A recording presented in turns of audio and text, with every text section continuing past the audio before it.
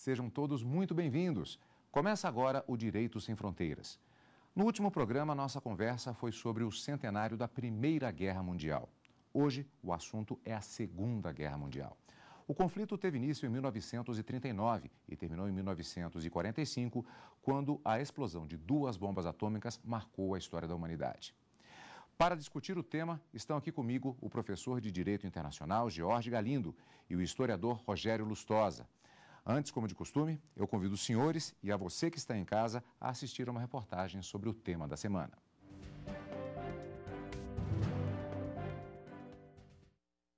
Não foi como o presidente americano, à época da Primeira Guerra, Woodrow Wilson, imaginou que ela representaria. A guerra para acabar com todas as guerras. Disso passou longe. Tomada por um enorme sentimento de humilhação e vingança pelas consequências da derrota na Primeira Guerra, a Alemanha alimentou e desencadeou a Segunda Grande Guerra Mundial. Antes, durante a década de 30, Alemanha e Itália investiram fortemente na indústria bélica. À medida que, apesar de ter gerado mão de obra num momento crítico de pobreza, desemprego e crise econômica, não escondia a intenção de colocar em prática os ideais expansionistas dos dois países. Hitler assumiu a presidência da Alemanha em 1934 com a firme missão de reconquistar as terras perdidas à época da Primeira Guerra e de aumentar o território alemão a qualquer custo. O ditador nazista acreditava que isso só seria possível através da guerra e não mediu esforços para provocá-la. Distante dali, com a pretensão de conquistar mais espaço na Ásia, o Japão também se fortaleceu militarmente. No dia 1º de setembro de 1939, Hitler e suas tropas invadem a Polônia, provocando uma reação imediata da França e Inglaterra, que declaram guerra ao país nazista. A partir daí, instaurava-se o que veio a ser o maior conflito militar que já se teve notícia.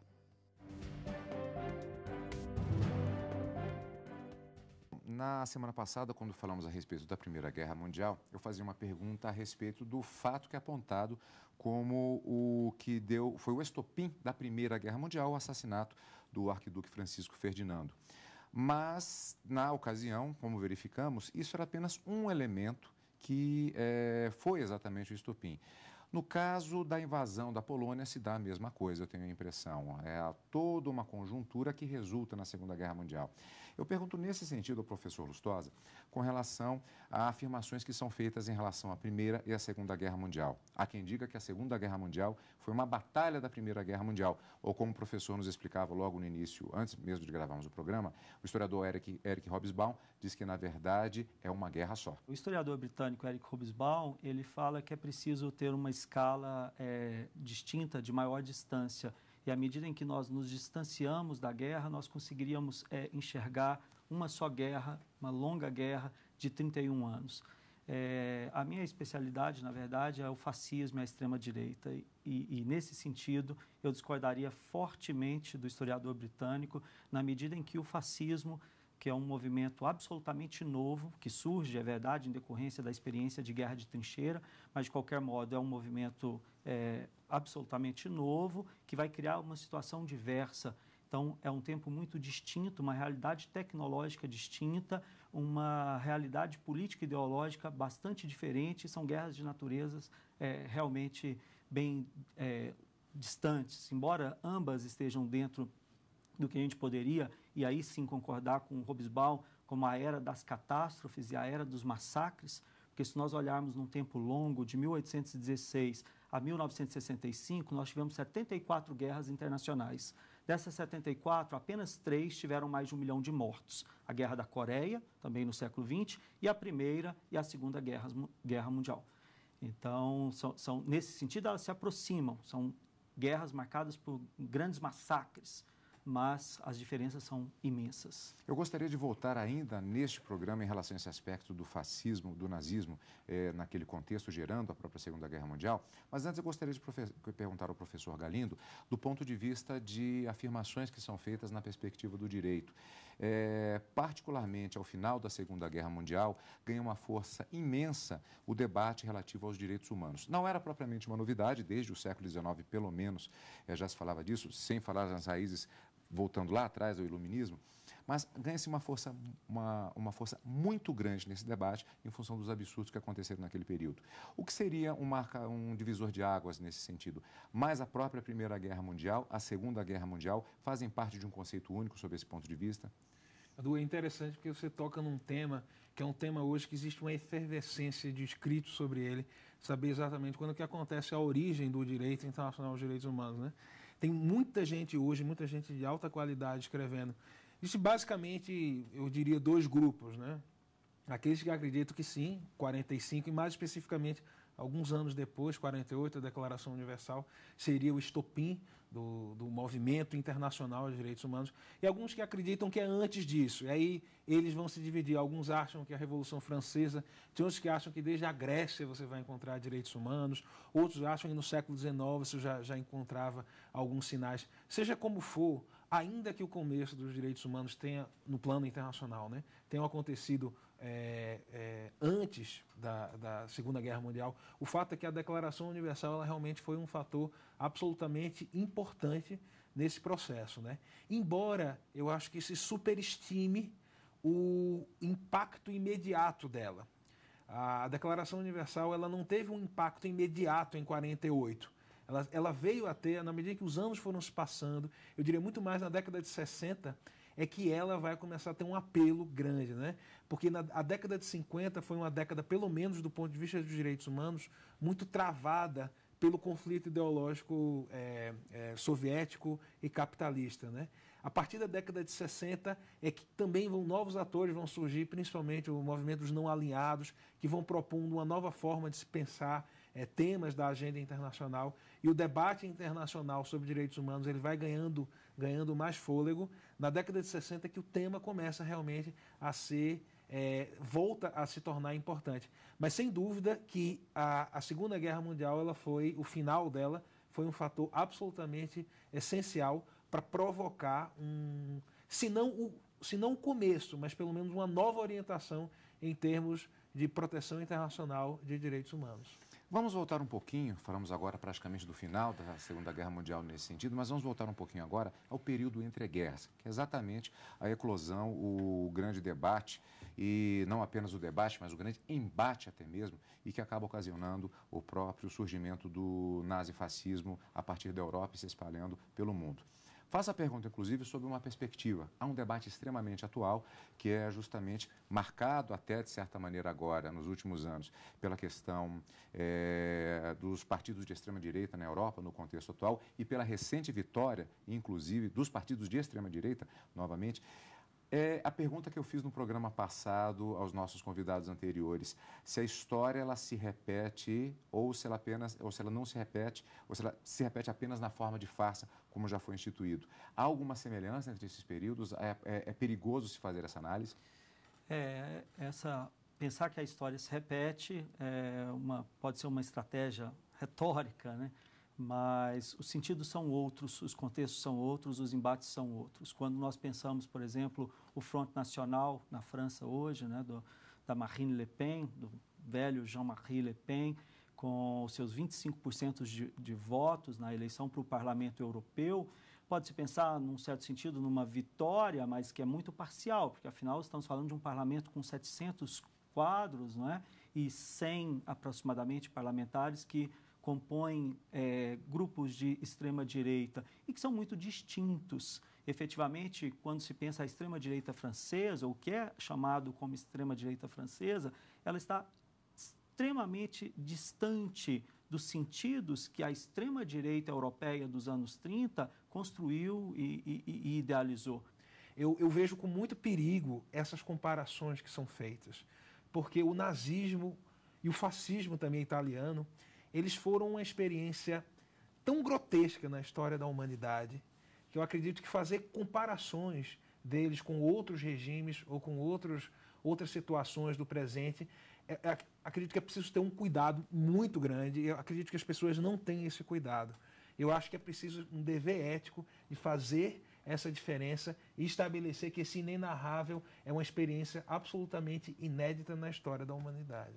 Mas, ao mesmo tempo, para que esses movimentos de extrema-direita, de algum modo, encontrem espaço, é preciso, de fato, ressignificar o passado. Claro, e é nesse sempre. sentido que vêm as teorias revisionistas, que em França foram vetadas judicialmente. Sim. Exatamente, e é uma grande controvérsia. Um historiador do Porto, Pierre Nora, por exemplo, ele se posicionou contra esse veto, na medida em que acha que a liberdade de discussão e de pesquisa se faz como necessária. Forcey, né, que é o grande teórico lá do Robert Forcey, da Universidade de Lyon, foi aposentado juridicamente, afastado de todos os espaços de debate acadêmico em função da entrada dele na teoria revisionista, que é a teoria que vai negar que as câmaras de gás existiram, que o extermínio étnico existiu. Isso, de fato, é um problema imenso a ser discutido, mas, de qualquer modo, parece ser uma estratégia que abre a brecha para que a extrema-direita decole, na medida em que se nega um passado tão horripilante,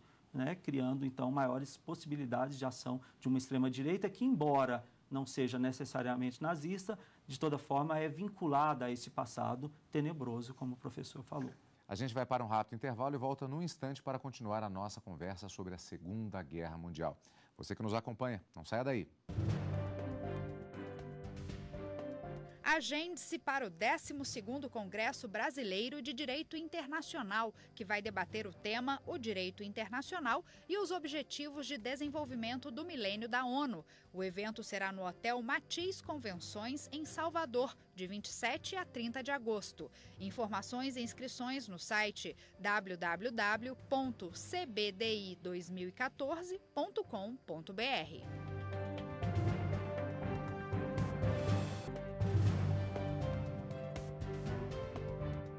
O Direito Sem Fronteiras está de volta no nosso programa de hoje. Estamos falando a respeito da Segunda Guerra Mundial. Professor Lustosa, no final do primeiro bloco eu já adiantei um tema que é referente ao fato de que, visto em retrospectiva, o processo histórico referente a esse período, ele parece bastante claro. A definição de lados é bastante preto no branco, né? Mas eu pergunto se no contexto daquelas pessoas que viviam aqueles dramas naquela época, as pressões específicas, o próprio noticiário, o dia a dia, se a questão era bem dessa forma. Eu pergunto até porque recentemente, lendo um livro a respeito do período na época, particularmente em relação à França, talvez seja surpreendente à vista da ótica de uma pessoa dos dias atuais, determinados discursos até de escritores e pessoas famosas, e eu lembro bem de uma frase dita por um escritor francês: anseio por um regime autoritário e aristocrático. Sim. Parece que a situação na época era um pouco diferente à ótica do que nós teríamos nos dias de hoje. Sem dúvida, Cadu. Nos anos 30, toda a sociedade, o modelo de desenvolvimento liberal tinha sido colocado em xeque. A quebra de Wall Street foi um acontecimento extremamente marcante, mas além da quebra da Bolsa, né, e a partir dela uma grande depressão que se segue, existe, na verdade, toda uma sociedade que é colocada em xeque com a Grande Guerra. A mais tarde conhecida como a Primeira Guerra Mundial, levou a cabo a sociedade burguesa, por falta de expressão melhor, vou dizer assim, ou a sociedade da Era Vitoriana ou da Belle Époque, ela entra num colapso total. E nos anos 20, a crise do sistema capitalista como um todo e a Grande Depressão. Então, a ideologia que, de algum modo, legitimava um modelo político como o que existia na República Alemã, chamada República de Weimar, ou na frágil República Liberal Francesa, de fato, não se acreditava mais nesses caminhos. Em França, tem um amplo movimento, a Ação Francesa, que estabelece exatamente projetos autoritários. Existe um imaginário que compartilha dessas ideias. Mussolini, nos anos 20, ele não era visto como ele será visto mais tarde. A Segunda Guerra muda o olhar que se tem em relação à Itália. Mussolini é o grande estadista dos anos 20. Quando a Carta do Trabalho é aprovada pelo parlamento italiano em 1928, isso parece ser um grande marco para a humanidade.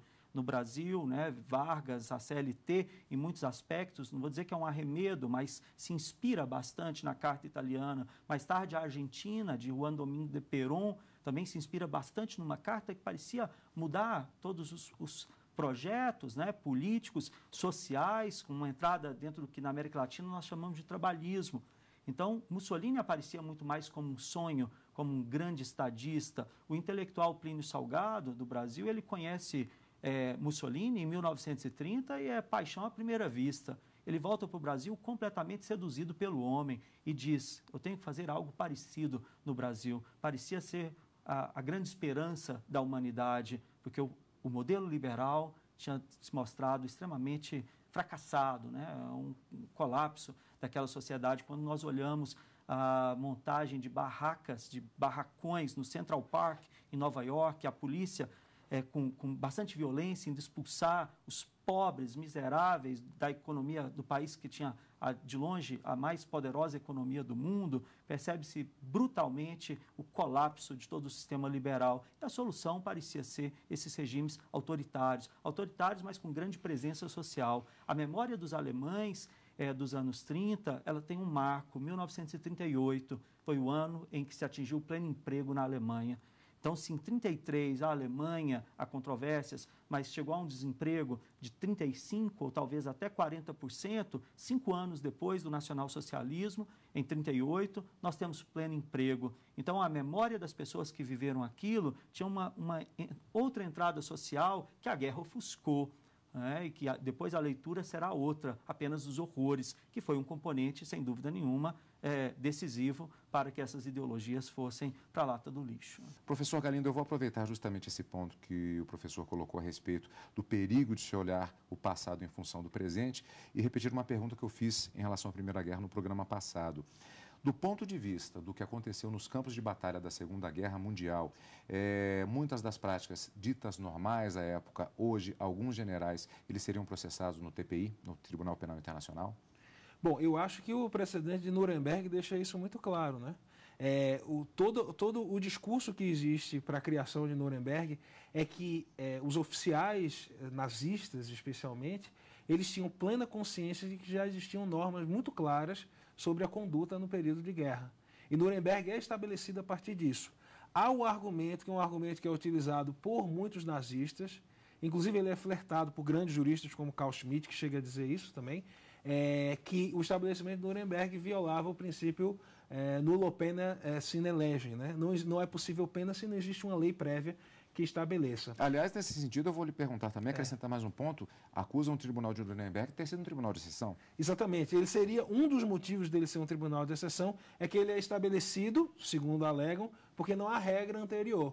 Então, ele é estabelecido para crimes que são novos, né? Mas toda a argumentação para a criação de Nuremberg, e acho que nisso, principalmente os americanos, o Robert Jackson, que foi o promotor em Nuremberg, ele foi muito hábil em provar que existia já uma espécie de consciência sobre que tipos de crimes já existiam no direito internacional. As primeiras críticas às atrocidades cometidas ainda na Polônia, que a Alemanha invade a Polônia no dia 1º de setembro e no dia 27 de setembro a guerra já estava ganha, né? A Alemanha já havia de fato ocupado os espaços de poder e controlado a parte do Estado que lhe coube, né, no acordo com a União Soviética, que as primeiras críticas às atrocidades foram feitas pelos próprios militares alemães, que vinham de uma outra tradição, né, os generais alemães, prussianos, e as atrocidades em larga escala foram cometidas pelos SS, que vão acabar recebendo carta branca do Estado-Maior, né, do Reich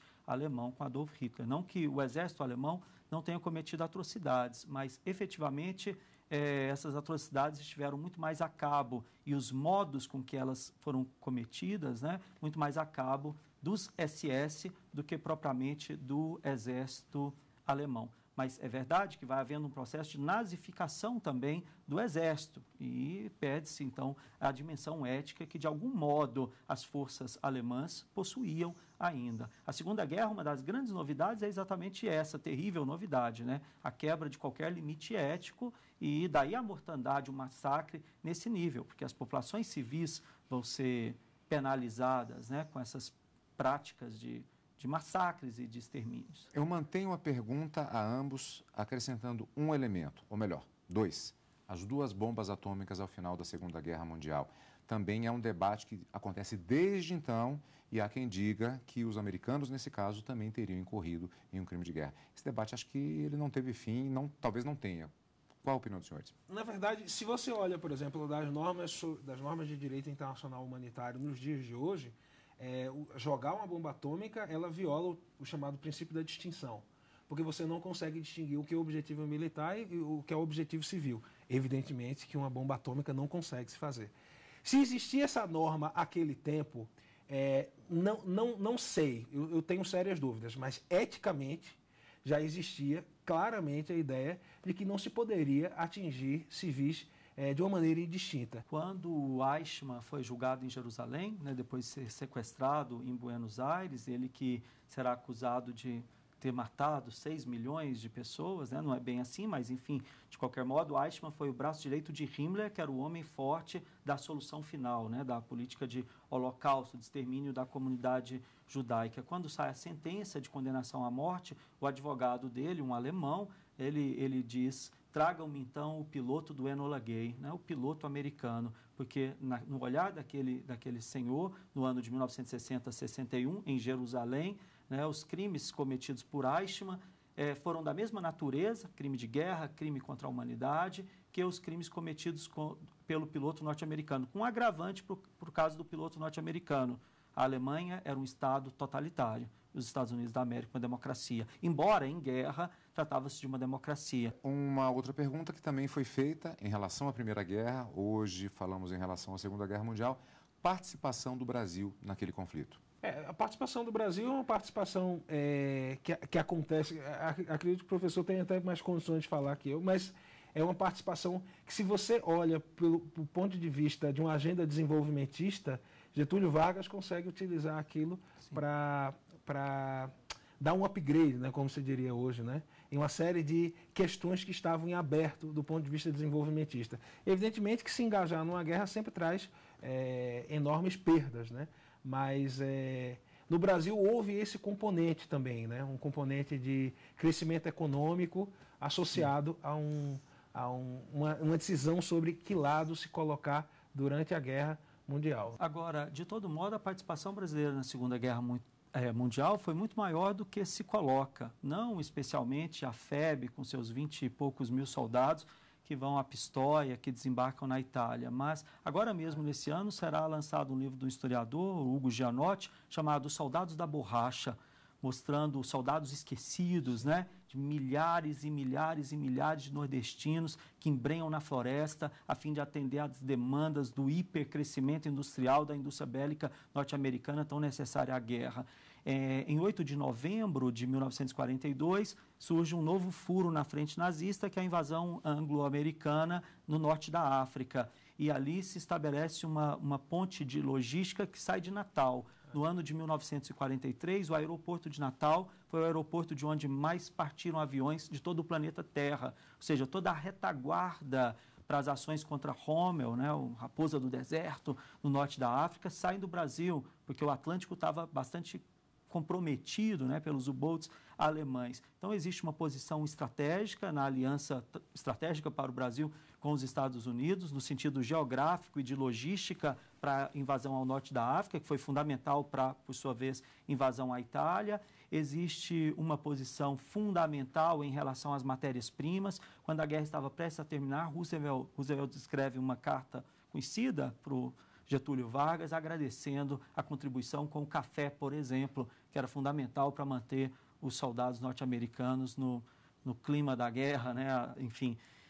Na verdade, então, é uma participação que tem uma relevância significativa, até porque temia-se uma ocupação alemã no sul, a partir, claro, dos imigrantes brasileiros. Uma outra coisa pouco conhecida é que no Brasil houve a organização do Partido Nazista, uma unidade do Partido Nazista, que era a segunda maior unidade do Partido Nazista fora da Alemanha. Ou seja, na verdade, a primeira fora da Alemanha. O Partido Nazista, a Alemanha. Em segundo lugar, no Brasil, com os imigrantes alemães, né? Então, havia um medo de uma quinta coluna aqui na América e há o alinhamento do Brasil, quando na Conferência Pan-Americana no Rio, em janeiro de 1942, o Brasil rompe as relações com os países do eixo. Isso vai ser um alinhamento fundamental para as estratégias da guerra do Ocidente, das democracias liberais contra as forças nazifascistas. Bom, eu tinha muito mais perguntas a fazer, mas infelizmente o nosso tema está esgotado. Não poderíamos esgotar o tema todo de qualquer maneira, seria impossível, mas eu agradeço a participação de ambos para falarmos a respeito deste evento que marca todo o século XX e com as suas consequências até hoje no século XXI. Termina aqui o nosso Direito Sem Fronteiras. Eu conversei hoje com o professor de Direito Internacional Jorge Galindo e o historiador Rogério Lustosa, a quem eu agradeço a ambos a participação aqui no nosso programa. E você não deixe de participar, mande a sua sugestão para o e-mail direitosemfronteiras@stf.jus.br. E para rever esta e outras entrevistas, basta acessar www.tvjustiça.jus.br. A gente se encontra de novo na próxima semana. Tchau!